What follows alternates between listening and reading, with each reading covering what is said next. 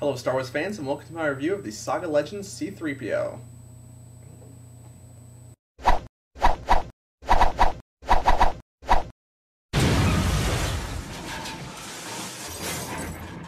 Let me just start off by saying the whole feel of this guy is very different. He's this shiny plastic, so he's a very different plastic than you're used to with your figures.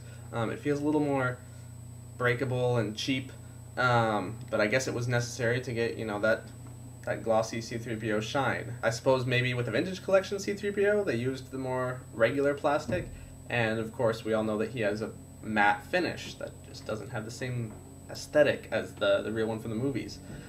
So little give and take there. You get a cool look, that nice shiny C-3PO, but you get kind of flimsy plastic, kind of feels cheaper, it's lighter. But his articulation, let's talk about that, because that is very interesting in this figure.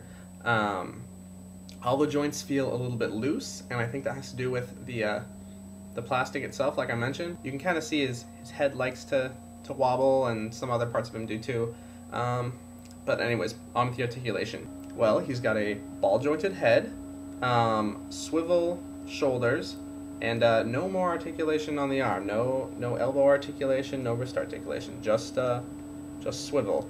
Then he has the ball torso, which is good, and he has swivel knees and no articulation in the feet, in the ankles. And this is the weirdest articulation. His hip ones, you want to think that they're just swivel at first, but they're actually not. It's not a regular ball joint. What happens is that you can twist it. See that? Same with this one. Oh, that one's even twisting a little more. I think I kind of pried it out of its thing, but so it's not exactly a ball joint. I don't know what to call that, but it's nice that it's there, because it means the C-3PO can have a bit more stability. And I have noticed the arms, the swivels come off no problem. So C-3PO is always getting torn apart, and you can recreate some of that here, like maybe with the Tusken Raiders or something. But unfortunately, I can't really get his legs off, so I don't know if you could do the whole Empire Strikes Back, Chewbacca having C-3PO on his backpack thing with this guy. It's possible, but I just haven't yanked on it hard enough to see if it would break or pop off. So do that at your own risk. Let's talk about the sculpt. The sculpt is fairly good, but I say fairly. There are some major flaws and some major goodness. Basically, he does have all his little, rivets and screws and all that, and little bumps everywhere, and lines where they're supposed to be. I mean, it is a detailed sculpt. It's not the most detailed. But then he's got things like right here, the inside of his elbow. Instead of having the cross joint, it's the cross joint with the inner part just filled in with plastic, and that looks kind of goofy. Oh, there it is. So I don't know. I mean, he's not like lacking detail, but he's definitely not like movie realistic. Of course, he's got all the little cables in between his torso and his legs, so that's cool, and they're all painted very nicely, all sorts of colors in there. But other than that, there's not much you can do with paint for C-3PO. It's hard to tell on this picture, but he does indeed have his silver right leg, so that's good.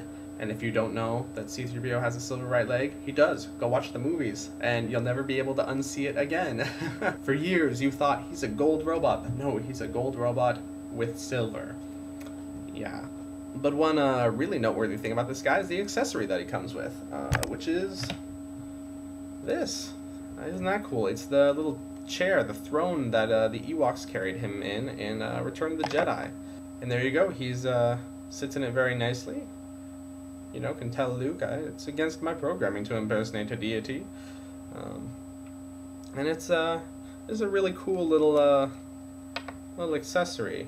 It looks all like leather and sticks all bound together, and it pops together pretty easily. And it's big. I mean, look at the size of this. It's as big as C-3PO. That's kind of cool. So what we have here is a C-3PO that has very limited articulation, and okay mold, but a really great aesthetic. He really does look like C-3PO. I think the shininess is what does it for me, and that he's the right height and stuff. And then he comes with an awesome accessory, that chair. I mean, it's really unique and it's physically large. So despite some major shortcomings like limited articulation and kind of flimsy parts, I'm gonna give this guy a 4 out of 5. The accessory is awesome, and this is just the right look that I want in a C-3PO. Hope the review helped, and may the Force be with you.